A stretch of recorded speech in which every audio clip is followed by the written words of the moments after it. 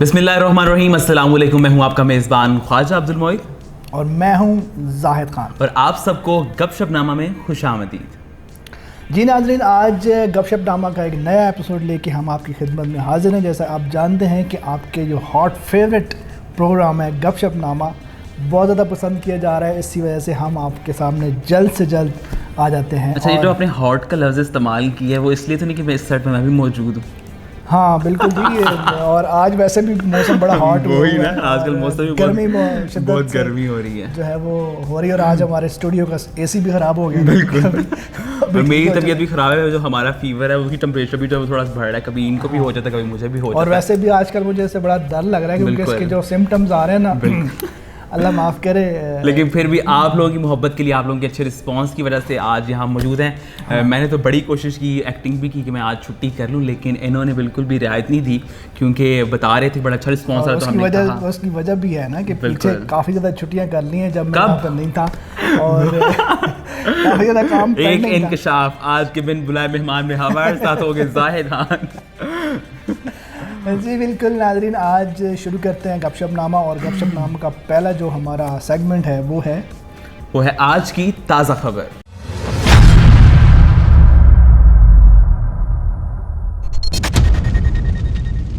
जी, आज की ताज़ा खबर में हम बात करेंगे कोरोना के बारे में, क्योंकि कोरोना को हमने पहले तो प्रोग्राम्स में डिस्कस किया, लेकिन उसके बाद से हमने सोचा कि क्यों ना हम कुछ दीगर मौज़ूआत पे बात करें। लोग समझेंगे सिर्फ एक ही मौजू पे बात हो रही है, लेकिन अब फिर से जाके सिचुएशन जो मज़ीद क्रिटिकल हो रही है। लोग समझ रहे थे कि 15 मई के बाद माहिर जो फल्कियात उनकी जानिब से भी कहा जा रहा था, दीगर आलमी इदारों की जानिब से भी तज्जिया किया जा रहा था कि शायद 15 मई के बाद जो है वो फिर से सिचुएशन थोड़ी बेटर होना शुरू हो जाएगी। लेकिन मैं आपको बताना चलूँ कि पाकिस्तान में इस वक्त जो है 1,49,000 तकरीबन 1.5 लाख कोरोना के अफेक्टेड पर्सनस हो चुके हैं, जिनमें से अगर हम तादाद को मज़ीद थोड़ा सा क्लासीफाई करें तो 56,000 से ज़ायद लोग हैं जो कि तकरीबन 56,000 जो रिकवर कर गए। उसके अलावा 2800 के करीब उन लोगों की तादाद है जिनकी अमवात हुई हैं। और अगर हम सिर्फ पंजाब की बात करें, क्योंकि पंजाब में सबसे ज़्यादा केसेस है, मोर दैन 54,000 केसेस हैं पंजाब में। सिंध की बात करें तो 53,000 केसेस हैं सिंध में। और KPK की बात करें तो 18,000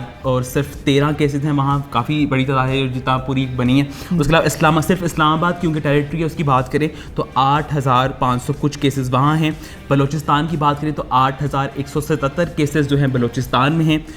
गिलगित बल्तिस्तान की बात करें तो 1,129 केसेस ये आज की रिपोर्ट के मुताबिक हैं।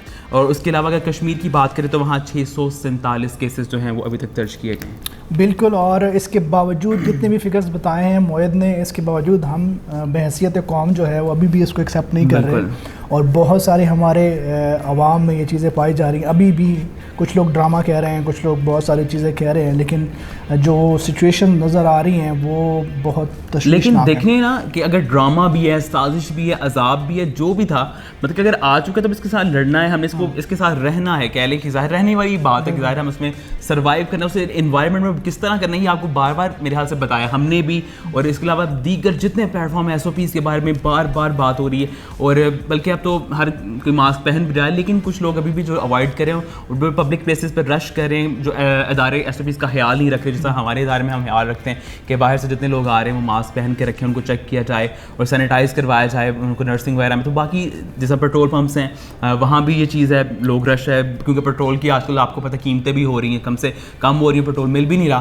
तो आवाम की एक बड़ी तादाद वहाँ इकट्ठी हो रही है। तो वो जो क्राउड बन रहा है वो है एक गलत चीज़, उसके नुकसान भी होंगे। उसके अलावा मंडियों में, बाज़ारों में ईद पे देखने में आया जिस इतना रश था, लोगों ने बिल्कुल लिहाज नहीं किया कि कोरोना है या उस तरह से कोई भी चीज़, और तो से हमें देखना चाहिए। बिल्कुल। उसके अलावा से अगर हम बात करें, पिछले जब सारी चीज़ें स्टार्ट हुई थी तो बहुत दफ़ा हमें ये होता था कि बाकी कोरोना के जो पेशेंट्स हैं वो सामने नहीं आ रहे हॉस्पिटल्स में, कहाँ हैं कुछ पता नहीं। लेकिन अब हमें खुद बाकायदा बहुत ज़्यादा कॉल्स आती है कोविड-19 रिकवर्ड जो पेशेंट्स हैं उनका प्लाज्मा के लिए। तो मैं यहाँ पे ये भी रिक्वेस्ट करूँगा कि डॉक्टर्स की तरफ से ये तजवीज़ किया जाता है कि जो कोविड-19 पेशेंट्स रिकवर्ड होते हैं उनका प्लाज्मा अगर पेशेंट्स को लगाया जाए तो वो रिकवर कर सकते हैं। तो मेरी रिक्वेस्ट होगी तमाम उन लोगों से जिनको कोरोना होने के बाद वो रिकवर कर गए हैं, तो उनको चाहिए कि वो उनको, क्योंकि उनको ज़्यादा एहसास हो गया इस बीमारी में रह के कि उन्होंने आगे हेल्प करनी है। मुझे कुछ यहाँ पे हमें ये चीज़ें भी सुनने को मिल रही हैं कि जो पेशेंट्स हैं जो रिकवर कर रहे हैं वो अपने प्लाज्मा को सेल कर रहे हैं, तो पता नहीं कि इसमें किस हद तक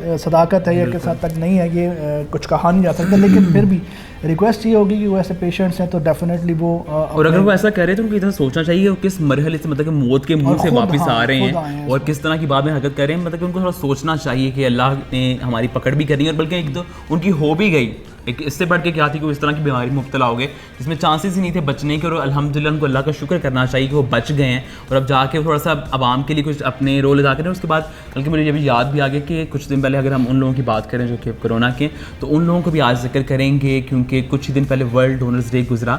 हमारे वो सिपाही, हमारे वो बड़े ही मावन किरदार, हमारे कह लें हमारे लिए बड़ा ही उनका इंपॉर्टेंट रोल है। उन तमाम लोगों को जो ब्लड डोनेट करते हैं वर्ल्ड वाइड, जितने भी डोनर्स हैं उनको हमारी तरफ से सल्यूट है कि वो अपना जो है ब्लड डोनेट करते हैं उन लोगों के लिए जो जिनको ज़रूरत होती है, जो मुस्तहिक होते हैं। तो वो दिन भी सेलिब्रेट, अच्छा याद होगा आपको लास्ट ईयर हमने सेलिब्रेशन की थी गवर्नर हाउस लाहौर में, तो इस साल कोरोना के बायस वो भी नहीं हो सकी। और बिल्कुल लास्ट ईयर जिस तरह मोहित ने बात की, हम लास्ट ईयर गवर्नर हाउस मौजूद थे और वहाँ पे गवर्नर साहब ने बाकायदा जो है हमारे ब्लड डोनर्स जो कि ज़्यादा से ज़्यादा ब्लड डोनेट करते हैं उनको बाकायदा अपने हाथ से जो है वो एक सर्टिफिकेट भी दिया था और वहाँ पे ब्लड कैंप भी हमारा करवाया था। तो ये सब चीज़ें होती हैं अवेयरनेस के लिए। जब आपकी जो इंतज़ामिया होती है किसी मुल्क की, अगर इस तरह की चीज़ों को सपोर्ट करते हैं तो लोगों में अवेयरनेस फैलती है। ब्लड डोनेशन की अवेयरनेस काफ़ी ज़्यादा लोगों में फैली कि आज ब्लड डोनेट, जिस तरह अभी चुप करके गुजर गया इस दफ़ा कोरोना की वजह से, तो अगर ये वर्ल्ड ब्लड डोनर डे, इस तरह के डेज जब सेलिब्रेट की जाते हैं तो लोगों में जो है इसकी अवेयरनेस आती है। अच्छा, बात हम कर रहे हैं मोहित यहाँ पे कोरोना की, तो मेरे आज की एक जो मुझे एक वीडियो मौसूल हुई है कि WHO ने जो है वो एक नई चीज़ जो है वो अब इंट्रोड्यूस करवा दी है और उनका कहना है कि जो कोरोना है वो एक इंसान से दूसरे इंसान को नहीं फैलता। अच्छा। तो ये एक बड़ी शॉकिंग भी है क्योंकि पिछले इतने अरसे से हम मतलब एक दूसरे से ये वो, लेकिन अभी इसमें किस हद तक ये इन्होंने किस हवाले से कहा है। डेफिनेटली अगर WHO की तरफ से कोई वीडियो जारी हुई है तो उसमें इस तरह की ज़रूर चीज़, और ये काफ़ी ज़्यादा लोग शेयर कर रहे हैं, जो वो लोग कि जो कोरोना को नहीं मानते कि जी ये इस तरह के ड्रामा है, तो वो लोग ज़्यादा शेयर कर रहे हैं कि जी देख लें जी ये इस तरह की चीज़ें। तो रोज़ाना इसकी बुनियाद पे जो है वो हर तरह की चीज़ें हमारे सामने आ रही है, लेकिन फिर भी जो फिगर्स इस टाइम हमारे साथ हमारे पास आ रहे हैं और जो इसके रिकवर्ड जो पेशेंट्स हैं उनको प्लाज्मा के हवाले से काफ़ी ज़्यादा चीज़ें कही जा रही हैं।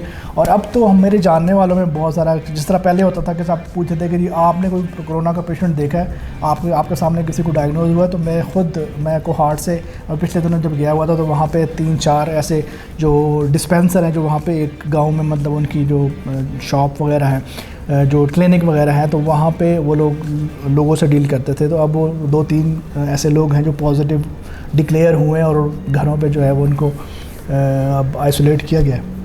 तो इस तरह से अब पेशेंट्स हमारे सामने आ रहे हैं जो कि जिनको हम पर्सनली भी जानते हैं, तो ये डेफिनेटली इसमें हमें एहतियात करनी चाहिए। और अगर आप लोग चाहते हैं कि आप मुस्तकबिल जो है हमारा वो महफूज हो, जिस तरह कि बाकी ममालिक में, जिस तरह इटली हमारे सामने था कि जिस तरह सड़कों पे लाशें बिछी हुई थी और हर जगह लोग पड़े थे, कोरोना के अफेक्टेड केसेस थे, अल्लाह ना करे इधर हो, लेकिन अगर आप लोग नहीं करेंगे केयर, तो हवाले से अगर मैं आपको बताऊं तो पिछले दिनों अभी हमें पता भी चला है कि पेशेंट्स को जो है वो हॉस्पिटल्स वाले नहीं ले रहे हैं। बिल्कुल। इवन कि उन्होंने ये कहा है कि अब हमारे पास जगह नहीं है, इसलिए आप अपने पेशेंट्स को घरों पे रखें। तो ये यहाँ पे सिचुएशन यहाँ तक आ चुकी है। सियालकोट की बात करें तो 1500 से ज़ायद केसेस हैं सियालकोट में। हाँ बिल्कुल, और बल्कि कुछ सिटीज़ को जो है वो एक नॉमिनेट किया गया है एक डेंजर जोन के लिए, और उसमें बदकिस्मती से सियालकोट का नाम भी है।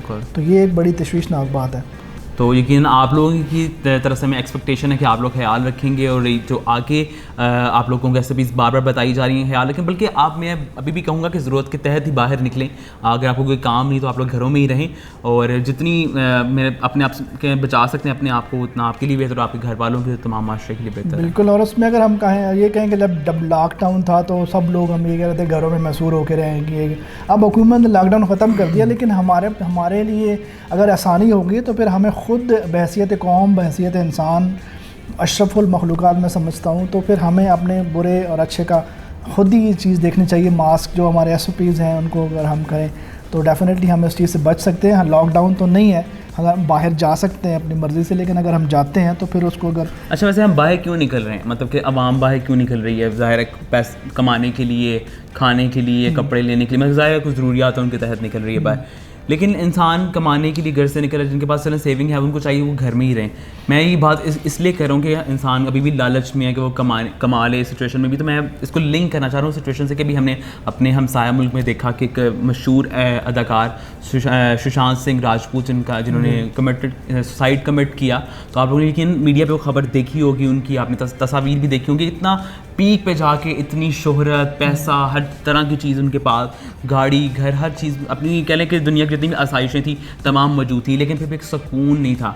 तो आप लोगों से ये भी है कि अभी भी इस माहौल में भी अगर हमें लालच करनी है, हमें कमाना है, तो आप लोगों से फिर एक बार गुजारिश है, हम रिक्वेस्ट ही कर सकते हैं और आप लोगों को बता ही सकते हैं, क्योंकि हम लोग देख रहे हैं बाहर निकल के, हम तो SOPs को फॉलो करते हुए निकलते हैं, लेकिन जब हम बाहर देखते हैं, क्योंकि हमारा खुद भी एक हॉस्पिटल है तो हमारे लिंक है दीगर और भी हॉस्पिटल से, तो जब हमें इस तरह के केसेस सुनने को मिलते हैं और वहाँ के जो लोगों का रिस्पॉन्स है हॉस्पिटल में जाके लोग डॉक्टर्स को भी इरिटेट कर रहे हैं, तो ये थोड़ा सा आप लोगों को भी समझने की ज़रूरत है। जी बिल्कुल। अभी आपने एक जो हमसाया मुल्क है उसकी जो बात की सुशांत सिंह राजपूत की, तो वो यहाँ से हमें एक सबक ये भी मिलता है कि जो सुकून का ताल्लुक है वो पैसे से नहीं है, सुकून का ताल्लुक शोहरत से नहीं है, सुकून का ताल्लुक आपके अंदर जो अल्लाह ताला ने आपको एक बहुत बड़ी नेमत दी होती है, एक सुकून कल्ब जिसे कहते हैं, उससे या हर एक चीज़ का ताल्लुक है। तो इसमें हमें बिल्कुल ये नहीं सोचना चाहिए कि हमारे पास बहुत पैसा होगा तो हम सुकून में होंगे, हम बहुत ज़्यादा मशहूर होंगे, हमारे पास शोहरत होगी तो हम सुकून में होंगे, ऐसा बिल्कुल भी नहीं। और ये है इस हादसे ने मेरा ख्याल है बड़े अच्छी तरीके से, और ना सिर्फ ये हादसा बल्कि इससे पहले कई दफ़ा कई अदाकार और ऐसे लोग हैं जो फेमस भी हैं और बहुत ज़्यादा उनके पास पैसा भी था, लेकिन उन्होंने सुसाइड अटैम्प्ट किया और फिर ये सारा कुछ ख़त्म हो गया। तो बिल्कुल आपको ये समझना चाहिए, हमें ये समझना चाहिए। और हम इंतहाई अफसोस का इजहार करते हैं सुशांत के लिए, उनके अहल-ए-खाना के लिए, क्योंकि उन्होंने काफ़ी उनके लिए भी मुश्किल, अब अहल-ए-खाना के लिए भी ज़ाहिर है, एक जवान उनकी औलाद और जवान बेटा ऐसे दुनिया से चला गया। तो इसी के साथ प्रोग्राम में शामिल करते, छोटा सा ब्रेक के बाद वापस आएंगे तो अपने अगले सेगमेंट का आगाज़ करेंगे। हमारे साथ ही रहिए और देखते रहिए गपशपनामा।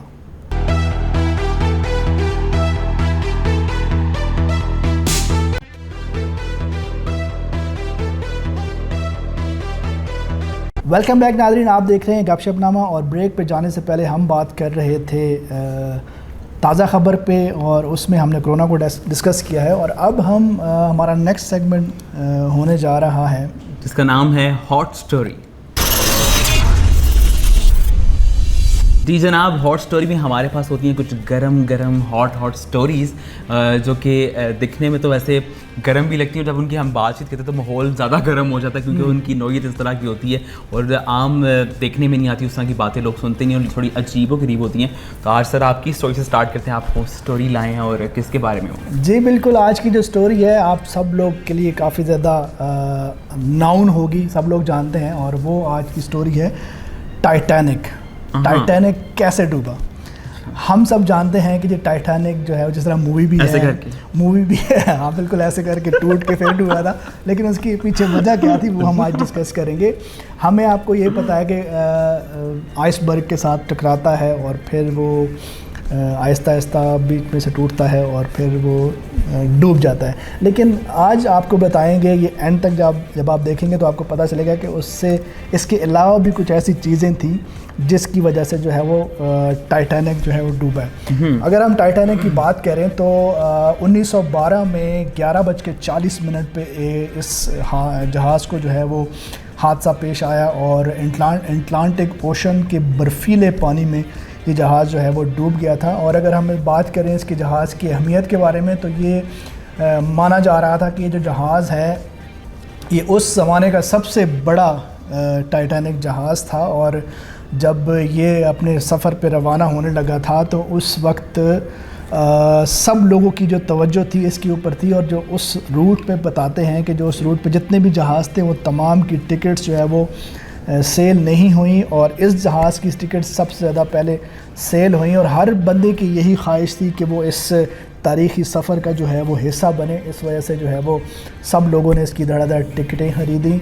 और फिर हम बात करते हैं आज के आइसबर्ग से, जब ये जहाज़ टकराया तो उससे पहले क्या ऐसी चीज़ें हुई थी जिसकी वजह से इस जहाज़ में कुछ ऐसी चीज़ें ख़राब हुई थी। तो उसमें सबसे पहले मैं ये बताना चाहूँगा कि जब इस जहाज़ की तामीर की जा रही थी, सबसे पहले तो हम उसके ऊपर बात करते हैं कि उस वक्त जो है वो तकरीबन 2224 लोग इसमें सवार थे और तो उसमें तकरीबन 1500 लोग जो है वो डूब गए थे और बाकी कुछ लोगों को जो है वो बचा लिया गया था। और इसकी जो असल वजह है 106 साल के बाद जो है वो लोगों ने इसके ऊपर सर्च किया। अगर हम इसकी साख्त की बात करें तो 88.9 फुट जो है वो इसकी लंबाई थी और अगर ऊंचाई की बात करें तो 175 फुट जो है वो ये ऊंचा था। और इतना ऊंचा होने की वजह से इसको जब बनाया जा रहा था तो तकरीबन 3000 के करीब लोगों ने इसमें हिस्सा लिया और जो कि तकरीबन 6 घंटा मुतवातर उस पर काम करते थे। और इसकी बनाने के दौरान चूँकि इसकी ऊंचाई बहुत ज़्यादा ऊंची थी, इसकी वजह से काफ़ी ज़्यादा लोग जो है वो इसमें घायल भी हुए और कई लोग जो है वो अपनी जान से भी गए, जिसमें 8 लोगों ने अपनी जान गंवाई और तकरीबन जो है 246 मज़दूर जो है वो इसमें शदीद ज़ख्मी भी हुए थे। तो और अगर हम इसकी साख्त के ऊपर बात करें तो इसमें हर तरह की फैसिलिटीज़ जो है वो दी गई थी। इवन के इसमें स्विमिंग पूल्स और टर्किश बाथरूम्स और इसके अलावा हर एक तरह की चीज़ें, सिनेमा घर इसमें मौजूद थे। और इसके अलावा जो वहाँ पे लोग आए हुए थे उनके साथ अगर कोई पेट्स वगैरह थे तो उनको घुमाने के लिए अलग से एक जगह बनाई गई थी और उसमें पूरा एक शहर आबाद किया गया था। और उसके बारे में ये कहा जा रहा था कि ये दुनिया का सबसे बड़ा जहाज़ है उस वक्त का और ये कभी डूब नहीं सकता। और सुनने में ये भी आ रहा है कि इसके जो बनाने वाले थे उन्होंने ये कहा था कि अगर कुदरत भी चाहे तो इसको डुबा नहीं सकती है। तो एक वजह ये भी सामने आ रही है, लेकिन असल वजह क्या है वो हम आपके साथ डिस्कस करते हैं। असल वजह ये है कि जब ये जहाज़ अपने आखिरी तकमील के मराहिल में था तो इसके एक हिस्से में जो है वो आग लग गई थी और वो आग तकरीबन 3 हफ्ते तक जो है वो उसमें लगी रही थी। लेकिन इन लोगों ने उस आग पे ज़्यादा तवज्जो नहीं दी और जब ये जहाज़ रेडी हो रहा था, जाने के लिए तैयार था, तब वहाँ पर उसकी कुछ तस्वीरें बनाई गई थी और उसमें जो है वो उस हिस्से को बाकायदा एक सहाफ़ी ने जो है वो नॉमिनेट किया था, उसको बाकायदा बताया था कि ये हिस्सा जो है वो बाकायदा नज़र आ रहा था कि ब्लैक हुआ था और नज़र आ रहा था कि इस हिस्से में जो है वो आग लगी है। लेकिन अगर हम बात करें इसको कि इन लोगों ने रिस्क क्यों लिया, रिस्क इसलिए लिया कि जितनी भी टिकट्स जिस तरह मैंने बताया कि सेल हो चुकी थी और उस वक्त इस जहाज़ को सफ़र से रोका नहीं जा सकता था, क्योंकि अगर वो सफ़र से रोकते तो जितनी भी ये पूरी कंपनी थी ये डूब जाती है, इनका जितना भी सरमाया था वो डूब जाता। इसलिए इन्होंने इस चीज़ के ऊपर इत्तेफाक किया कि इस जहाज़ को जो है वो ये सफ़र करना चाहिए। उसके बाद जो इसकी छोटे मोटे जो प्रॉब्लम्स होंगी वो हम कर लेंगे, क्योंकि उनके वेमो गुमान में भी नहीं था कि इस तरह की कोई प्रॉब्लम होगी। अगर ये जहाज़ जो है वो इसी तरह से नॉर्मल तरीके से आ जाता तो इसको कोई प्रॉब्लम ना होती, लेकिन बदकिस्मती से ये जहाज़ जो है वो आइसबर्ग के साथ टकराया और कहते हैं कि अगर तो वो जगह ना टकराई होती जिस पे आग लगी थी तो ये जहाज़ डूब नहीं हो सकता था, क्योंकि जिस जगह पे वो आग लगी थी उसका जो मेटल था वो 80% बताया जाता है कि वो मुतासिर हुआ था। इस वजह से जब वो आइसबर्ग से टकराया तो उसके अंदर पानी भर गया और फिर वो जो है वो जहाज़ तबाह हुआ। इसके अलावा एक और वजह ये भी बताई जा रही है कि आम तौर पे जितने भी जहाज़ होते थे उनमें दूरबीन लाजमी होती थी कि वो पहले ही आने वाले ख़तरे को वो देख लेते थे, लेकिन इस जहाज़ में जो है वो दूरबीन मौजूद नहीं थी। और उसकी वजह ये थी कि जिस बंदे के पास दूरबीन थी वो कैप्टन को तकरीबन इस सफ़र से 1 घंटा पहले ही जो है वो उसको इस जहाज़ से उतार दिया गया था और वो जो दूरबीन थी वो जहाँ पे रखी हुई थी, जिस रूम में उसकी चाबियाँ जो है वो कैप्टन को देना भूल गया था, जिस वजह से जो है वो उस ख़तरे को अगर वो पहले से देख लेते तो ये जहाज़ जो है वो ना डूबता। तो ये कुछ ऐसी वजह थी जिसकी वजह से जो है वो इसको डूबना पड़ा और एक हिस्ट्री जो है वो क्रिएट हुई। तो ये कुछ ऐसी वजह थी जिसकी वजह से जो है वो जहाज़ है वो काफ़ी ज़्यादा, आज की जो स्टोरी है लंबी हो गई है, लेकिन कुछ ऐसी चीज़ें थी जो मैंने पॉइंट्स जो है वो आप लोगों तक पहुंचाने की कोशिश की है। ये वजह थी असल, सिर्फ एक वजह ये नहीं थी कि वो आइसबर्ग से टकराया, अगर वो प्रॉब्लम ना होती तो शायद वो सरवाइव कर जाता।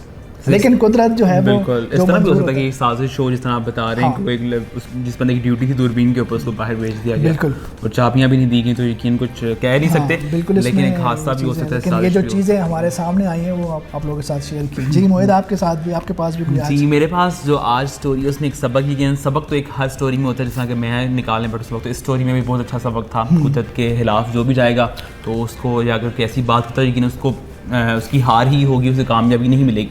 तो जो मेरी आज की स्टोरी उसमें थोड़ा सा लाइफस्टाइल के मतलब हम बात करने जा रहे हैं।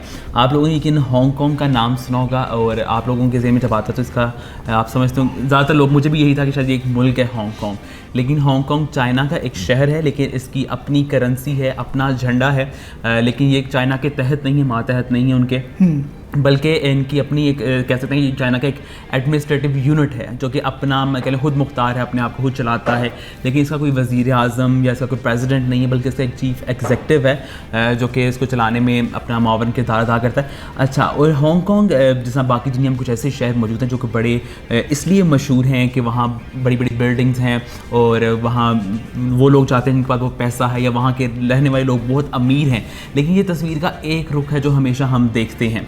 और अगर मैं हांगकॉन्ग की बात करूँ तो यहाँ भी 8000 से ज़्यादा ऊंची इमारतें हैं जो कि दुनिया में किसी और शहर में नहीं है, सिर्फ हांगकॉन्ग में ही मौजूद हैं। लेकिन हांगकॉन्ग के जहाँ वो तबका जो कि बड़ी आसाइशों के साथ रहता है, बड़े पैसे लगाकर, और उनके जो फ्लैट्स हैं, उनके जो घर हैं वो बहुत बहुत बड़े हैं, बड़ी बड़ी बिल्डिंग्स में लोग रहते हैं, लेकिन वहीं साथ वो लोग भी मौजूद हैं जिनका लाइफस्टाइल बिल्कुल डिफरेंट है।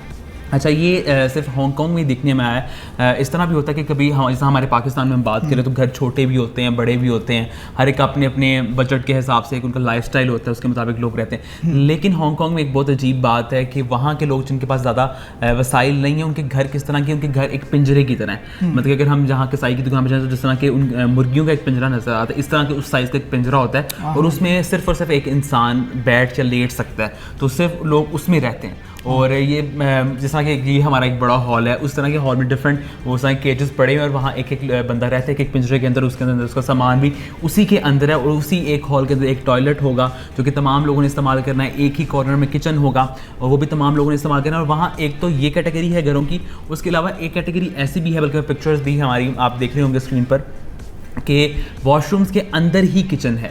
मतलब घर इतने छोटे हैं, मतलब कि वहाँ जो कह लें शहर में इसके पॉपुलेशन जो है इतनी ज़्यादा है कि वहाँ जो लोगों के पास मतलब कि घर बनाने के लिए जगह नहीं, मतलब कि वहाँ से इसे यूँ भी कहा जाता है कि मतलब मोस्ट पॉपुलेटेड अगर शहर भी कहा जाता है हांगकॉन्ग को, जहाँ लोग ज़्यादा हैं लेकिन जो रकबा है, जो लैंड है वो बहुत कम है। तो और इसकी जो 15% आबादी है, जो आई थिंक 20% जो आबादी है वो गुर्बत की लकीर से नीचे है, और इतनी पॉपुलेशन का इस तरह सर्वाइव करना एक काफ़ी बड़ी बात है। और अगर हम टोटल इनकी पॉपुलेशन की बात करें तो 75 लाख इनकी पॉपुलेशन, जो कि इतनी ज़्यादा नहीं है, लेकिन 75 लाख की अगर हम बात करें तो उस हिसाब से जो 20% है वो बहुत ज़्यादा बन जाती है। तो एक बड़ी तादाद जो है कि वो इस तरह केजेस में रहती है जैसा कि।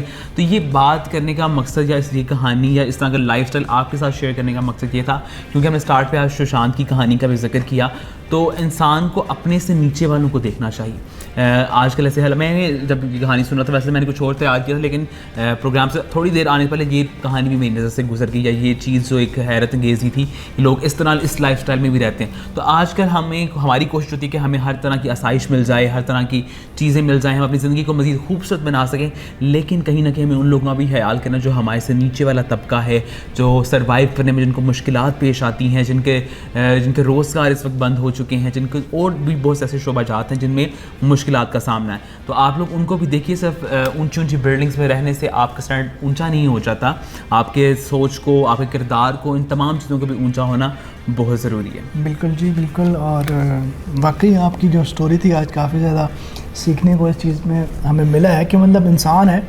अल्लाह ताला ने इंसान को बड़ा फ्लेक्सिबल बनाया मेरे ख्याल से। जब इंसान को बहुत ज़्यादा आसाइशें मिलती है तो वो अपने आप को उस तरह से डाल लेता है, लेकिन वही इंसान जब जिस तरह मोहित ने बताया कि इतने ज़्यादा लोग गुर्बत की लकीर से नीचे जी रहे हैं, तो वो भी इंसान है और उनको भी अल्लाह ताला ने बनाया है, लेकिन अल्लाह ताला ने उनमें ऐसी क़ुव्वत मुदाफ़ियत और ये सारी चीज़ें पैदा कर दी हैं कि वो अपने आप को उस चीज़ में ढाल लेता है। तो ये इंसान की ही खासियत है कि अगर उसको बहुत ज़्यादा चीज़ें मिलें, बहुत ज़्यादा आसाइशें मिलें तो वो उसमें भी अपने आप को ढालता है, लेकिन वही इंसान अगर उसके ऊपर कोई गम आ जाता है, उसी इंसान के ऊपर कोई ऐसी मुसीबत आ जाती है तो वो उसमें भी अपने आप को एडजस्ट कर लेता है। तो ये अल्लाह ताला ने इंसान में बड़ी पॉजिटिव चीज़ रखी है। बिल्कुल। जी जनाब, हमारे आज के सेकंड सेगमेंट का इख्तिताम हो। अगर आप लोगों के लास्ट में हमने कहा कि आपके पास कहानी हो या आपके घर में भी ऐसी मज़ेदार कहानी हो या कोई डरावनी कहानी भी आप लोग को बता सकते हैं कि होता है लोगों के घरों में ऐसे वाक़यात हुए होते हैं, तो आप लोग हमें व्हाट्सएप पे भेजें, प्रोग्राम में शामिल करेंगे।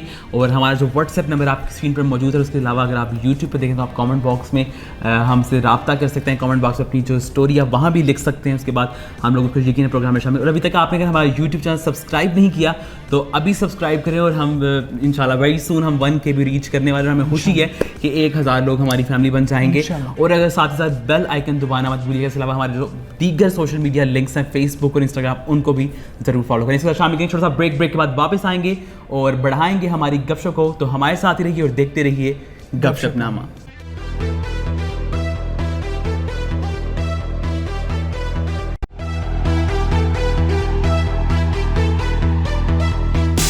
वेलकम बैक नाज़रीन, आप देख रहे हैं गपशपनामा। और ब्रेक पे जाने से पहले हम बात कर रहे थे हॉट स्टोरी पे, और अब हमारा जो नेक्स्ट सेगमेंट है वो है वीडियो ऑफ द डे।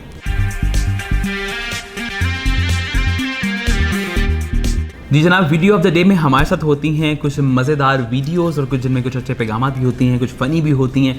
तो कुछ सर वीडियोस लाते हैं, कुछ हमारी टीम मेरे लिए वीडियोस निकालती है। सर, आपको आज कौन सी वीडियोस मिली हैं? जी बिल्कुल, मुझे आज फ़नी सी वीडियो है तो वो उसमें नहीं एक्सप्रेशन चेक करें इस बंदे के।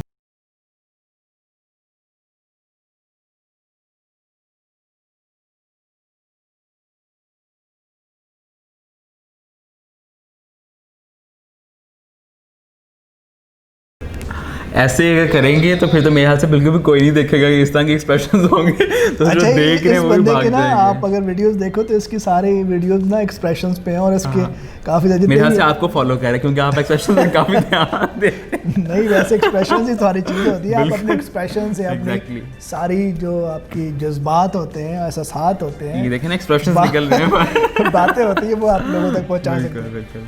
जी आपके पास जी, तो मेरे पास जो सबसे पहली वीडियो है वो देखते हैं। जी ये यार भाई, अपने मोबाइल का पासवर्ड तो बता। तमम दद्ददात पाद मध्यम पादम तुचुक तुचुक। यार भाई, अब ऐसे लोग भी होते हैं जो कभी पहले तो पासवर्ड मांगना ये बहुत बड़ा जुर्म है। मतलब कि पासवर्ड अक्सर लोग इस तरह ये भी इसी तरह ही है। जब मैं पास बैठा हूँ तो मोबाइल को इस तरह कभी मैंने भी अपना पासवर्ड यही क्योंकि मुझसे भी काफ़ी लोग मांग रहे हैं पासवर्ड। बिल्कुल। तो जो पासवर्ड है वो ना पूछा करे, और अगर पूछे तो इतना मुश्किल भी ना लगे कि आपको ही भूल जाए बात। चलें जी, हम नेक्स्ट वीडियो की तरफ बढ़ते हैं।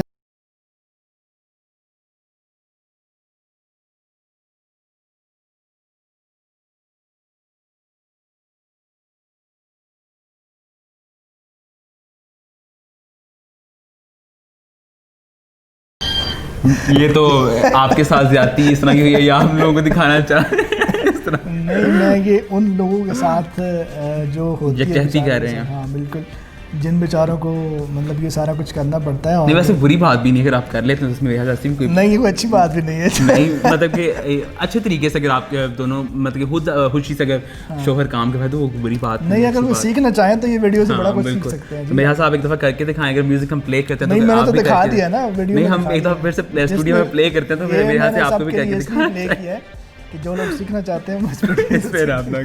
अच्छा, दूसरी वीडियो है हमारी, उसकी तरफ चलते हैं। नसीब साडे लिखे रब ने दिन तड़क दिन तड़क दिन किते दा फोन आ गया। हेलो, कौन है? लोकी मैंने तेरा प्यो कहंदे आ। अस्सलाम वालेकुम। किथे है? मैं काम ते जी। केड़े काम ते? ये तो वजीर आजम लग गया ना। जिस बंदे ने मैंने तो भेजा तबे तो आता हूं, सफाई कर रहे हैं। काला ना मैं तलवार में पोछा मार रहे हैं। ये तो आई थिंक किसी मूवी का डायलॉग है। बिल्कुल। और ये होता है इस तरह ही, हमारे यहाँ से लोगों को बड़ा शौक होता है कि हम बाहर जाके दूसरे मुल्क में काम करेंगे और फलां मुल्क में जाना है, बाहर के मुल्क की जो है जब फिर जाते हैं तो फिर ये सिचुएशन होती है, वहाँ से जॉब से मिलती हैं, कोई गाड़ियाँ साफ़ कर रहा था तो कोई होटल साफ़ कर रहा होता है। और ये वीडियो में रह रहा है कि जिस मूवी की है वो काफ़ी ज़्यादा फेमस मूवी हुई थी और काफ़ी ज़्यादा अरसे बाद जो है वो पाकिस्तान की जो कोई मूवी है पंजाबी वो इतनी ज़्यादा फेमस हुई थी, और इंडियन और पाकिस्तान और इंडियन के दोनों लोगों ने उसमें है, इंडियन मूवी आई थी। हाँ जी बिल्कुल जी, ये इंडियन मूवी है और मोहित ने मुझे करेक्ट कर दिया, डेफिनेटली ये इंडिया की मूवी थी और जिसमें पाकिस्तान के काफ़ी ज़्यादा एक्टर्स हमारे कॉमेडियंस हैं उन्होंने जाके परफॉर्म और किया, काफ़ी ज़्यादा ये फेमस हुई थी। बिल्कुल। तो चलते हैं जी अपने नेक्स्ट वीडियो की तरफ। मेरे पास दौलत है, शोहरत है, गाड़ी है, बंगला है, तुम्हारे पास क्या है? मेरे पास पेट्रोल है। जी जनाब, नायाब चीज़ हो गई है पेट्रोल के तो चर्चे हो रहे हैं इस वक्त, मीडिया में भी इसके बारे में बातें हो रही हैं, टिकटॉक भी बन रही है और यकीन ज़ाहिर ज़रूरत है इस चीज़ की भी। बिल्कुल जी, इस टाइम जिसके पास पेट्रोल है वो मैं समझता हूँ जी बिल्कुल, ये हमारा सेगमेंट जो है वो यहीं पे इख्तिताम पजीर होता है। और लेकिन जो हंसने हंसाने का सिलसिला ये कभी इख्तिताम पजीर नहीं होगा, लेकिन आप लोग अपने गपशप में अपने घरों में इस हंसने हंसाने के सिलसिले को इसी तरह जारी रखेंगे और हमारे प्रोग्राम को देख के मज़ीद एंटरटेन होंगे। और जो हमारा इस सेगमेंट होता है खास तौर पर वीडियो ऑफ द डे, इसमें आप लोग भी वीडियोज़ भेजें ताकि हम आपकी वीडियोज़ को देख के भी महसूस हो सकें कि आप लोग क्या क्रिएटिविटी कर रहे हैं और क्वारंटीन में या इस लॉकडाउन में आप लोग कौन कौन सी मज़े की टिकटॉक्स बना रहे हैं। जी बिल्कुल, यहाँ पे लेंगे एक छोटा सा ब्रेक और ब्रेक से जब वापस आएंगे तो हमारा जो फेमस एक सेगमेंट है बिन बुलाए मेहमान, उसमें आपको लेके चलेंगे और आज का जो इशू है वो इसको डिस्कस करेंगे। तो हमारे साथ रहिएगा और देखते रहिए गपशपनामा।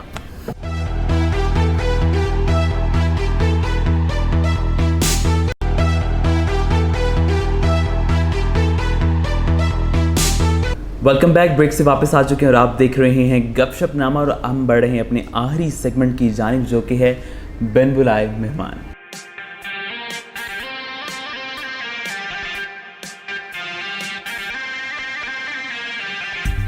जी बिल्कुल, बिन बुलाए मेहमान में हमारे साथ हर एपिसोड में हर प्रोग्राम में एक ऐसा शख्स मौजूद होता है जिसको हम बुलाते नहीं हैं, ख़ुद ब खुद हमारे स्टूडियो में पहुंच जाते हैं और जब वो यहाँ पे पहुंचते हैं तो कोई ऐसा इशू होता है जिसके ऊपर हम उनसे बात भी करते हैं। तो आज का जो इशू है वो जैसा कि आप सब जानते हैं कि इस टाइम जो है वो पेट्रोल जो है वो बहुत ज़्यादा प्रॉब्लम कर रहा है। इस टाइम हुकूमत की तरफ से उसको कम कीमत पे लाया गया है लेकिन आवाम को पेट्रोल दस्तयाब नहीं है। उसकी वजह ये है कि पेट्रोल जो पंप के मालिकान हैं वो ये कहते हैं कि जी हमारे पास पेट्रोल नहीं है। अब इस क्या कहानी है, चले उनसे ही पूछते हैं। बल्कि इनकी जानिब हम बढ़े तो आपने कहा कि पेट्रोल जो है वो मसला कर रहा है। मेरे ख्याल से पेट्रोल मसला नहीं कर रहा, जो पेट्रोल फराहम करने वाले लोग हैं वो लोग मसला कर रहे हैं। बिल्कुल ऐसा ही है। तो हमारे साथ मौजूद हैं, क्यों ना उनसे ही पूछें। अस्सलाम वालेकुम। वालेकुम सलाम। क्या हाल चाल है जी आपके? ठीक हैं, अल्लाह का बड़ा शुक्र है। अच्छा जी, चलें जी। आप सबसे पहले तो मेरा ख्याल है सवाल यही बनता है कि आप बताएं जी, हुकूमत से हम हर दफ़ा गिले करते हैं कि हुकूमत ने महंगाई कर दी है जी, पेट्रोल महंगा हो गया, ये हो गया। हुकूमत ने जो है वो पेट्रोल इस टाइम सस्ता कर दिया, लेकिन आप लोगों की तरफ से ये शिकायतें आ रही हैं कि आवाम को पेट्रोल दस्तयाब नहीं हो रहा। उसकी वजह क्या है? आपकी बात बिल्कुल ठीक है कि हुकूमत ने पेट्रोल सस्ता किया है, लेकिन बात ये है कि पेट्रोल सस्ता कर दिया है लेकिन हमें मिल नहीं रहा, नोटिफिकेशन नहीं आया। अच्छा, नोटिफिकेशन नहीं आया। नोटिफिकेशन आएगा तो फिर उसके मुताबिक हम पेट्रोल आवाम को देंगे। अब हमारे पास पेट्रोल है लेकिन हम दे नहीं सकते। अच्छा, क्योंकि हमें अभी नोटिफिकेशन नहीं आया। तो नोटिफिकेशन आने में कोई किस चीज़ पे आ रहा है नोटिफिकेशन? मेरा हाल है हफ्ता तो हो गया आवाम को यहाँ पे खज्जल ख़राब होते हुए और अभी तक आपका नोटिफिकेशन यही तो मसला बना हुआ है। अब इसका आवाम को तो नहीं पता ना नोटिफिकेशन क्या होता है, उनको तो यही पता चलता है जिस तरह हम लोग कहते हैं कि जी रात को ऐलान हुआ है जी पेट्रोल महंगा हो गया, सुबह को महंगे दामों मिलना शुरू हो जाता है। लेकिन जब यही पेट्रोल सस्ता होता है तो लोग खज्जल ख्वार हो जाते हैं। ये बात यही है ना कि गवर्नमेंट को चाहिए ना कि आवाम को बताए, जैसे वो टीवी पे बैठ के पेट्रोल को सस्ता करते हैं। हाँ। आवाम को बताएं कि ये पेट्रोल तो सस्ता कर दिया, अभी हमने नोटिफिकेशन नहीं दिया। अच्छा, और जब महंगा होता है तो नोटिफिकेशन पहले आ जाता है? वो जब महंगा होता है ना तो पहले नोटिफिकेशन आता है, फिर वो महंगा होता है। अच्छा, इस बात की नहीं समझ आ रही कि मतलब जब पेट्रोल महंगा होता है तो नोटिफिकेशन पहले आ जाते हैं और जब सस्ता होता है तो मेरे ख्याल से अगर इलेक्ट्रॉनिक मीडिया पे अनाउंसमेंट हो गई है, तमाम नुमाइंदगा ने बैठ के अनाउंसमेंट कर दी, तो उसके बाद किस नोटिफिकेशन का आपको इंतजार हो? बाद में भी पेपर वर्क तो बाद में भी किया जा सकता है, मतलब अनाउंसमेंट जो है वो एक बहुत एग्जैक्टिव बंदा कर रहा है। जिस कंपनी से हम पेट्रोल लेते हैं उस कंपनी ने हमें नोटिफिकेशन भेजना होता है कि अब इस रेट पे आप पेट्रोल दे सकते हैं। अच्छा, कंपनी ने देना होता है? कंपनी ने अच्छा, हमें एक देना बात होता मुझे है। थोड़ा सा मेरी कन्फ्यूजन दूर करे कि हम आवाम जब भी पेट्रोल महंगा होता है तो हम कहते हैं हुकूमत ने जो है महंगा कर दिया है। अभी आप मुझे ये बता रहे हैं कि जो नोटिफिकेशन जो है वो कंपनी देती है, तो फिर हुकूमत का इसमें क्या कसूर है? हुकूमत का कसूर ये है कि हुकूमत कंपनी को भेजती है नोटिफिकेशन कि अब ये पेट्रोल सस्ता हो गया है। तो जो हमारे पास पहले से ही आया होता है, टैंकर आया होता है जो हमने भरा होता है, अपने पास स्टॉक होता है। हाँ। अब जिस रेट पे हमने लिया है उस रेट से कम तो कोई नहीं देगा ना, उससे 2-4 रुपये बढ़ा के देगा। ठीक है। तो जब ये ऐलान हो गया कि 7 रुपये पेट्रोल सस्ता हो गया है, हाँ। तो अब हम अपने पास से 3 रुपये क्यों डालेंगे? ये बात। और यही दफ़ा इसी दफ़ा जब मैं दोबारा फिर वही बात करूंगा कि यही जब महंगा होता है आपके पास पूरा एक टैंकर तो कम से कम अवेलेबल होता है ना, तो दूसरे दिन जब वो इतलाक हो जाता है कि जी आज 100 की बजाय 110 रुपये लीटर हो गया या 105 रुपये लीटर हो गया, वट तो दूसरे दिन जब आप पेट्रोल पंप पे हम गाड़ी खड़ी करते हैं, बाइक खड़ी करते हैं, तो वो कहते हैं कि जी पेट्रोल महंगा हो गया, ये इतने का होगा। तो तब आपको वो उसका फ़ायदा नहीं होता जब आप लोग मतलब भाई सस्ता लेके महंगा बेचते हैं? नहीं, हमें फ़ायदा होता ही नहीं है, क्योंकि जब वो महंगा होता है तो वो ऐसा करते हैं कि हमारे बिल में वो महंगाई का जो तनासब है ना उसको लिख के फिर वो नोटिफिकेशन भेज देते हैं। हमने तो फिर पे करना। अच्छा, पहले आप बिल नहीं पे करते? जब आप टैंकर मंगवाते हैं तो बिल बाद में पे करते हैं आप? नहीं, पहले से ही हमारा जो है ना, हमारा पहले से ही बिल पे हो जाता है।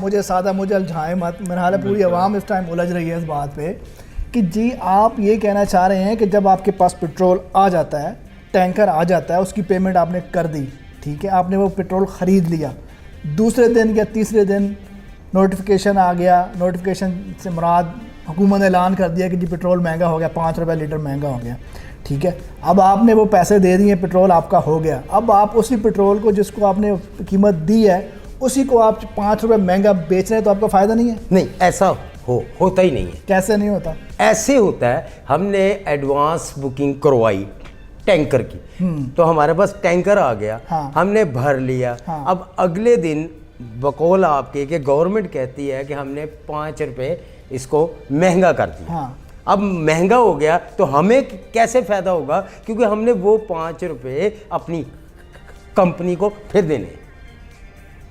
उन्होंने हमें एक नोटिफिकेशन भेजना। जो ये कहना चाह रहे हैं उससे तो मुझे ये समझ आएगा कि ये पेट्रोल खरीदते हैं तो अगले दिन अगर कीमत बढ़ भी जाती है तो जो इन्होंने पिछले कम पैसों में दिया था अगले दिन को दोबारा पेमेंट करनी पड़ती है। अगर 5 रुपये बढ़ते हैं तो पता नहीं ये सच है कि नहीं देते। ये बात तो कहना चाह रहे हैं कि पेमेंट दोबारा ही देते हैं, मतलब कि अगले दिन ये भी पेमेंट जो है पे करते हैं। अब पता नहीं इसमें कितनी सजा चलें, है। इस इशू को हम छोड़ते हैं, आवाम के ऊपर छोड़ते हैं। मेरा हाल है कि मुझे तो प्रॉपर नहीं समझ आई, अब आपको समझ आई है, जो आप उसका खुद फैसला करके हमें कमेंट बॉक्स में ज़रूर बताइएगा और हमारे व्हाट्सएप नंबर भी बताइएगा मुझे। आप मुझे ये बताएं कि इसके अलावा भी बड़े आपके ऊपर जो है वो इशूज़ हैं, एलिगेशंस हैं कि मीटर का जाने की बात करें कि मीटर का डंडी मारी जाती है सबसे ज़्यादा, और देखने में आता भी है मीडिया पे, ऐसे बहुत से केसेस भी आए हैं, बहुत से इंतजामिया छापे भी मारे हैं पेट्रोल पंप्स पे, और ये इल्ज़ाम होता है कि जी ये मीटर जो सही चलाते नहीं है, पेट्रोल कम डालते हैं, 100 का लेते हैं तो 50 का डालते हैं, कभी कभी 70 का, कभी कभी 40 का। तो उसके लिए आप क्या कहेंगे? आपने बहुत अच्छा पॉइंट डिस्कस किया कि ये जो मीटर की जो वो आप क्या कह रहे हैं कि डंडी मारते हैं, देखिए ये मालकान को कोई पता नहीं होता। अच्छा, मालकान को इतना पता है कि हमारे वर्कर काम कर रहे हैं। अब जो वर्कर काम कर रहे हैं वो किसी चीज़ के कारीगर नहीं होते हैं, वो वैसे ही कि लेबर पॉलिसी में एडजस्ट हो जाते हैं कि मैं काम करना चाहता हूँ, हम उसे अपने पंप पे रख लिया किसी की गारंटी पे कि ये बंदा ईमानदार है। अब वो बंदा वो पेट्रोल डालने वाला और उसके साथ दूसरा साथी खड़ा होता है जो पैसे लेते हैं। ठीक है, अब वो दोनों ने आपस में कोई गठजोड़ कर लिया होता है। अच्छा, एक बंदा आता है, बाइक लेके आया या गाड़ी, वो खड़ी करता है, जी इसमें 500 का पेट्रोल डाल दे। अब वो जो पेट्रोल डालने वाला है वो जो कैबिन है जिस पे रीडिंग हो रही है वो उसके आगे खड़ा हो जाता है। अच्छा, और दूसरा उसको बातों में उलझा देता है। अच्छा, इतनी चीज़ों का आपको पता होता है कि हमारे वर्कर ये सपोज करते हैं, तो आपके उसके ऊपर जिम्मेदारी आया नहीं होती? वो बंदा आपके पास काम कर रहा है। हाँ, हम हमारे पास जब ऑफिस में कोई शिकायत आती है हम उनको फारग कर देते हैं कि आप काम नहीं करेंगे क्योंकि आपकी वजह से हमारा पंप बदनाम होता है।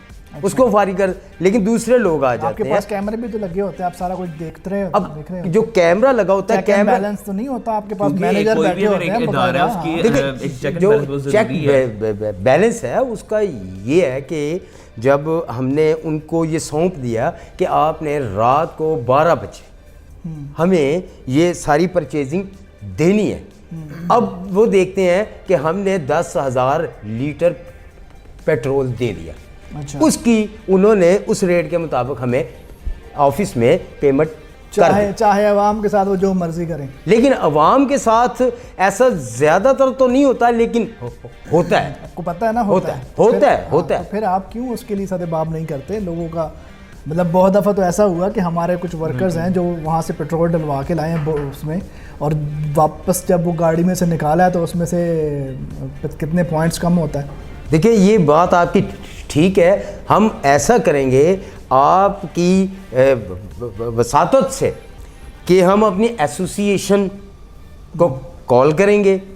हमारी एसोसिएशन में 1000 पेट्रोल पंप मालकन हैं, उन सब को जमा करेंगे इस बारे में कि ये जो डंडी मारने वाला काम है इसको बंद किया जाए। अच्छा, इस वक्त आप चैनल पे बैठे हैं, बहुत से लोग आपको देख रहे हैं, उनके जहनों में भी सवाल होंगे, ज़ाहिर आप बातचीत कर रहे हैं, हम इस इशू को लेकर डिस्कस कर रहे हैं, तो उनका कई लोगों का ये भी सोचना है कि या जहन में उनके यकीन आ रहा होगा कि जो चेक एंड बैलेंस की आप बात करें कि हम आखिर पे, तो उसमें वो उनका ये भी सवाल होगा, यकीन उठ रहा होगा उनके जहन में कि इसमें आपका भी कोई ना कोई हिस्सा होता होगा, क्योंकि आप डिफेंड तो कर रहे हैं अपने उसको, क्योंकि निशानदेही करना बर वक्त वहाँ ये आपकी जिम्मेदारी है। और अगर आप किसी को रख रहे हैं, जो उन्होंने बात की कि हम ईमानदारी देख के सिर्फ रख लेते हैं, हाँ। पेट्रोल पंप एक बहुत हसास मतलब कि प्लेटफॉर्म मेरी नज़र में, वहाँ पेट्रोल कारीगर होना या स्किल्स होना बहुत ज़रूरी है। हाँ। पेट्रोल को डालने में भी ज़रूरी है। तो आप मतलब कह रहे हैं कि वो हम ईमानदारी देख के रख लेते हैं, तो ये भी चीज़ें बड़ी इंपॉर्टेंट है कि आप इनकी निशानदेही करें कि जब वो बंदा आप रख रहे हैं, क्या उसको पेट्रोल डालने में वो इस तरह का तो नहीं कि वो नशा करके आ गया और पेट्रोल जो है टैंकी में डालने की बजाय किसी के पेट में डाल रहा है, किसी के मुंह में डाल रहा है। तो इसके मेरे नशा नहीं करते हैं, मजाक के लिए कह रहा हूँ, लेकिन वैसे मैं एक और बात कहना भी चाह रहा हूँ कि मतलब कि इनका स्किल्स होना, क्योंकि पेट्रोल एक बड़ी हसास चीज़ है, कोई वहाँ हादसा भी हो सकता है, कोई आग भी लग सकती है, इस चीज़ को बड़ा स्किल्स होने चाहिए। लेकिन मेरा ख्याल है उसमें भी एक चीज़ मुझे नजर आ रही है कि ये जो अनप्रोफेशनल लोग इसलिए रखते हैं कि वो कम पैसों में मिल जाते हैं, कम पैसों में मिल जाएंगे, ऊपर से इनकी बात इनके मुताबिक चलेगी। हाँ, और ज़्यादातर मैं देखता हूँ जितने भी ये वर्कर काम कर रहे हैं, तो जो पेट्रोल बकौल इनके के टेक्निकल तो है नहीं, मेरा ख्याल है ये बहुत टेक्निकल काम है, और अगर इसमें पढ़े लिखे लोग आएंगे तो इनकी कोई सैलरी नहीं होती।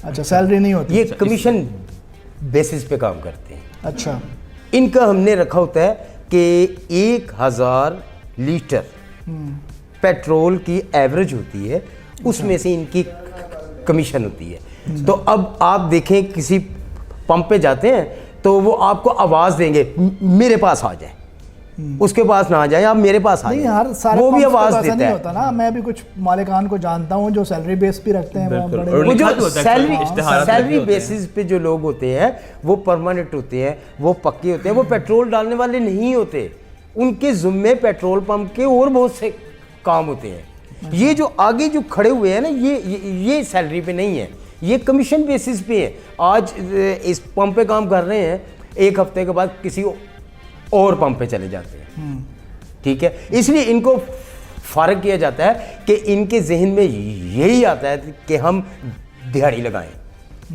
लेकिन जो फिलर होते हैं जिनकी आप बात करें, जो पक्के होते हैं, वही तो असल प्रॉब्लम करते हैं, वही तो पेट्रोल नहीं कम वैसे ये ज़्यादा सोचने में एक बात नहीं आती कि मतलब कि ये एक एक हफ्ते के लिए पेट्रोल पंप पे लोग काम करते हो, मतलब कि आपका एक इतना वो आपका कह लें सारी आपकी जमा पूंजी उनके हाथ में होती है और आपने वो जो रखे वो होते हैं इतने पैसे पकड़े होते हैं, वो सारा खड़े होते हैं, तो आप हाँ, मतलब मेरे ख्याल से तो मुस्तकिल जॉब एक होती है ये। और जब हम भी जाते हैं पेट्रोल डलवाने तो अक्सर वही लोग हमें मिलते हैं पेट्रोल पंप्स पे, मुख्तलिफ पेट्रोल पंप्स पे देखा है। तो मुझे अभी तक आपने उस सवाल का जवाब नहीं दिया कि आप बीच में से कितना कमीशन लेते हैं। आप सबके कमीशन की तो बात कर रहे हैं, लेकिन जो बीच में से मीटर की डंडी मारी जाती है उसमें आप कितना कमीशन लेते हैं? नहीं, उसमें देखिए एक तो पहले पता ही नहीं है कि ये काम आज हुआ है।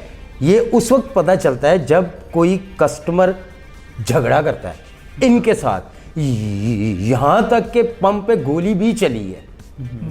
इसीलिए चली है कि तुमने पेट्रोल कम डाला, वो कहता है नहीं मैंने पूरा डाला। उसने कहा अगर पूरा डाला है पेट्रोल तो रीडिंग दिखाओ। अब वो ये है कि वो रीडिंग फौरी तौर पे ज़ीरो पे ले आता है। अब वो सच्चा बन गया, लेकिन वो बंदा भी सच बोल रहा है जिसको पेट्रोल पूरा नहीं मिला, तो झगड़ा हो गया। अब हम ये तो नहीं चाहते कि हमारे पंप पे झगड़ा हो जाए, गोली चल जाए और हम उसकी कमीशन लेंगे। कमीशन वाला तो मसला इसलिए नहीं है कि हमें तो पता ही नहीं है कि ये लोग इस तरह से कर जाते हैं। इस तरह की चीजें आप पकड़ नहीं सकते, मतलब अगर आप पता चल जाए पकड़ते हैं तो फारिग करते हैं ना, इनको पकड़ लेते हैं तो फारिग करते हैं। हमारे पंप पे जो बंदा काम कर रहा है उसे फारिग किया, वो अगले हफ्ते दूसरे पंप पे चला गया। लेकिन अगर आप अपने एम्प्लॉय को डेली बेसिस के ऊपर मतलब रोजाना उसको चेक करेंगे तो मेरे ख्याल से वो इस तरह गलती नहीं करेगा, इस तरह डंडी नहीं मारेगा। आप तब चेक करते हैं जब नौबत जो है बिल्कुल एंड पे आ गई होती है, जो मतलब तमाम सिचुएशन वो खराब हो गई होती है, और फिर निकालने का क्या फायदा? ज़ाहिर है फिर तो एक ही ऑप्शन है, निकालेंगे या लेकिन आप पहले पकड़ लें या आप रोज चेक करें अपने स्टाफ को कि उनकी क्या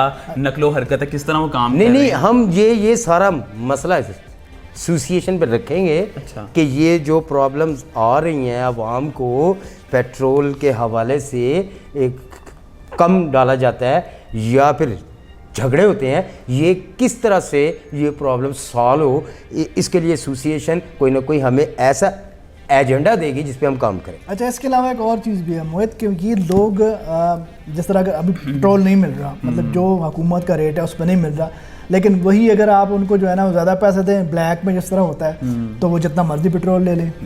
अच्छा, दो तीन और भी बहुत मुख्तलिफ चीज़ें हैं। कुछ पेट्रोल पंप दे ही नहीं रहे, कुछ कह रहे हैं जी हमसे 100 रुपये का आपको डाल के देंगे। ये भी थोड़ा सा ना हर पेट्रोल पंप आपकी ज़ाहिर है एक एसोसिएशन है, उसकी वजह से एक नोटिफिकेशन आ रहा है, तो सब में एक जैसा क्यों नहीं है? मतलब मुख्तलिफ पेट्रोल पंप से वो कोई कह रहा है ही नहीं है, कोई कह रहा है, लेकिन इस वक्त आएगा कोई कह रहा है सिर्फ 100 रुपये का देंगे। अपना ही बताता हूँ, पिछले दिन नहीं मिल रहा था, एक सेकंड में अपना एक्सपीरियंस आपके साथ शेयर कर लूँ कि पेट्रोल नहीं मिल रहा था, तो हमने मतलब ड्राइवर ने कहा कि नहीं मिल रहा, किसी बंदे से पूछो, उन्होंने कहा कितना चाहिए हमें बताएं, हम आपको पेट्रोल जितना कहेंगे हाँ ये रेट होगा उसका।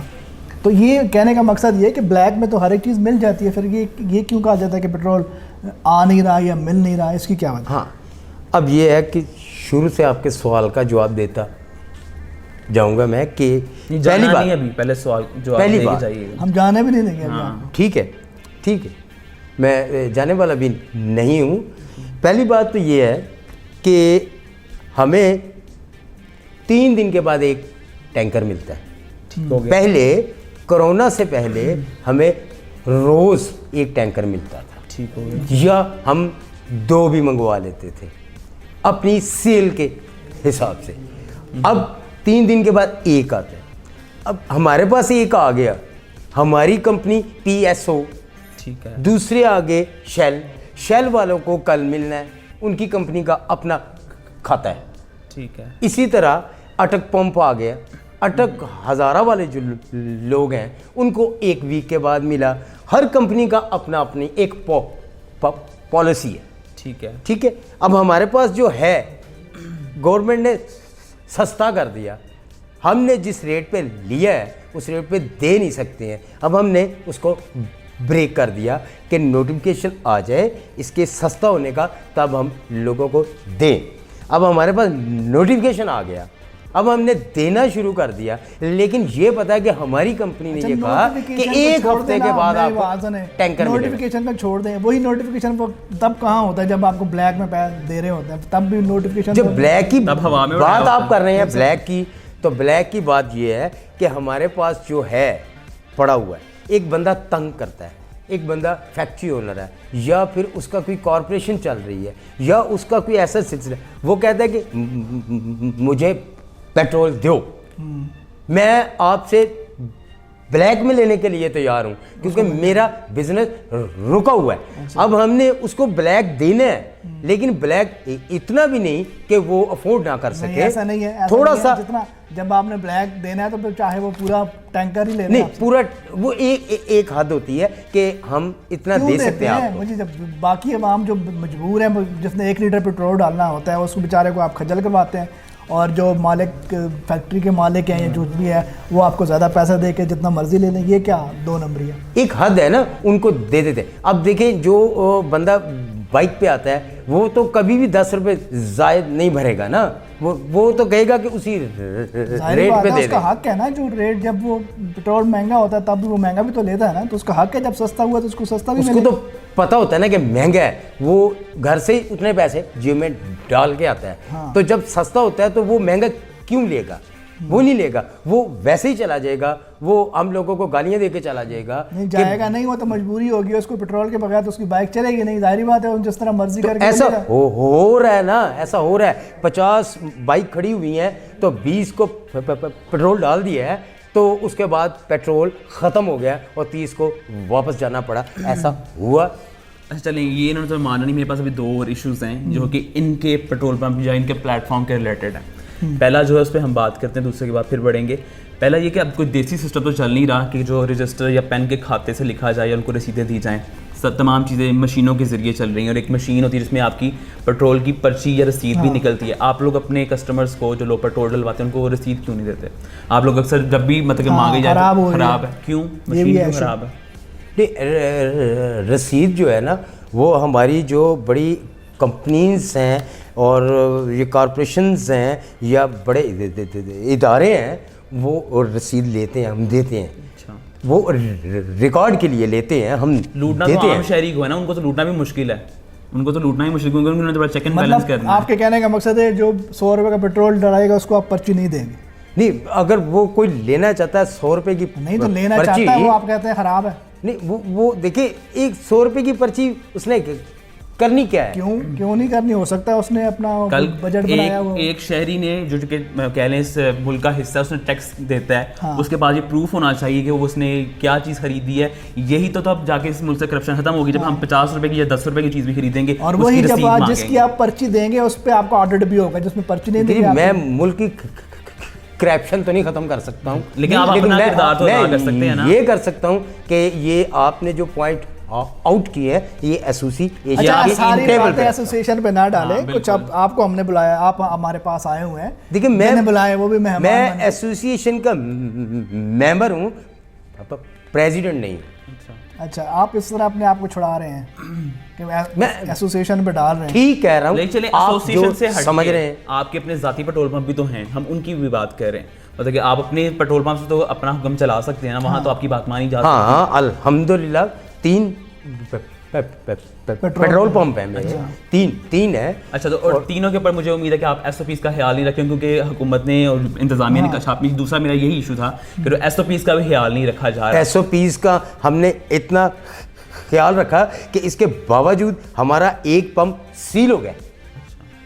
तो ख्याल रखो तो definitely सील ख्याल ना नहीं होता। रखा होगा तभी सील भाई, हुआ। ख्याल तो लोगों ने भी रखना है ना, जिन्होंने घरों से आना तो है। आप एंट्रेंस पे अपना कोई बंदा entrance खड़ा पे करें, आप- एंट्री ना होने दें नहीं, उनको। एंट्रेंस पे बंदा खड़ा किया था, लेकिन वो जो मास्क के बगैर आया, वो अब अपनी जेब से मास्क तो नहीं उसको देगा ना। तो आप तो उसको वापस छोड़ मोड़ दो। उसने उसको रोक दिया, उसने उसको गाली दी, हमारे स्टूडियो झगड़ा हो में गया। कानून है कि हमारे पास नोटिफिकेशन लगा के मास्क पहन के जो नहीं आएगा उसको नहीं आने दिया जाएगा। हमने लिखा है, इसके बावजूद लोग मास्क पहन के नहीं आते, क्या किया जाए? उनको ना दे पेट्रोल। अब उनको पेट्रोल ना दे, वो झगड़ते हैं। नहीं आया, वरना नोटिफिकेशन के बगैर भी शुक्र है उन्होंने की बात की है, वरना हर चीज़ में नोटिफिकेशन पहले होता है। नोटिफिकेशन का वो उन्होंने वो ले लिया। जी नाज़रीन, आपके सामने है आज का प्रोग्राम, और आज आपने देखा कि हमने पेट्रोल के इशू के ऊपर बात की, और उसके लिए हमारे बिन बुलाए मेहमान जो थे वो आज एक पेट्रोल पंप के मालिक थे। बहुत कोशिश की है कि हम उनसे ये सारी चीज़ें पता करवा सकें, लेकिन उनकी मर्ज़ी थी। जिन सवालों के उन्होंने जवाब दिए, जिनके नहीं दिए, और जिनके वो गोल मोल कर गए, ये अब आपके सामने है। अब आपने फ़ैसला करना है कि पेट्रोल पंप के जो मालिकाना है वो सही है, गवर्नमेंट सही है, या ये प्रॉब्लम जो है वो कहाँ पे, इसका जो है वो आपने ही देखना है। और उसका हमें भी फीडबैक ज़रूर देना है हमारे व्हाट्सएप नंबर पे मैसेज करके या फिर कमेंट्स में कमेंट करके।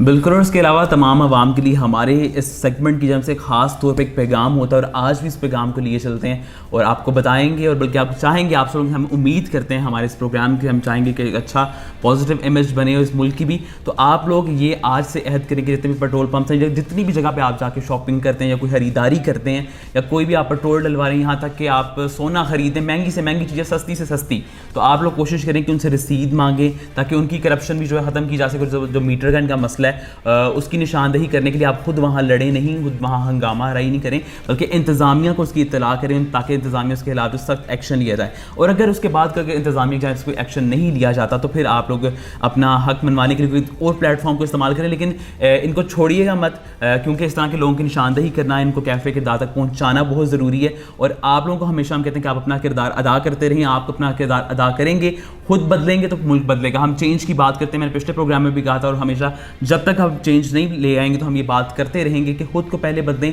अपने इर्द गिर्द चेंज लाने की कोशिश करें, इंशाल्लाह तमाम चीज़ें खुद बहुत बदलेंगी। लेकिन इसमें आखिर में एक और बात ज़रूर, जिस तरह हम हर प्रोग्राम में ये कहते हैं कि ज़रूरी नहीं है कि सब लोग एक जैसे हों। बहुत सारे पेट्रोल पंप मालिकान ऐसे हैं कि जिन्होंने SOPs का भी ख्याल रखा हुआ है और वो बड़े अच्छे तरीके से ये सारी चीज़ें मैनेज भी कर रहे हैं और आवाम को ज़्यादा से ज़्यादा रिलीफ देने की कोशिश भी कर रहे हैं। तो हमारा कभी भी किसी प्रोग्राम में किसी को नॉमिनेट करने का मकसद हरगिज़ ये नहीं किसी की इज्जत नफ्स को मजरूह करना बिल्कुल नहीं होता, और उसका मकसद ये भी नहीं होता कि सब लोग एक जैसे हैं। जो लोग ऐसे हैं हम उन्हीं को जो है वो पॉइंट आउट करते हैं और फैसला जो है वो आप लोगों के ऊपर छोड़ते हैं। तो आज के प्रोग्राम को करते हैं यहीं पे साइन आउट, और नेक्स्ट किसी इशू पे बात करने के लिए किसी और बिन बुलाए मेहमान के साथ आपके सामने हाजिर होंगे। तब तक मुझे और मोहित को दीजिएगा इजाज़त। अपना रखिएगा बहुत ज़्यादा ख्याल। अल्लाह हाफ़िज़।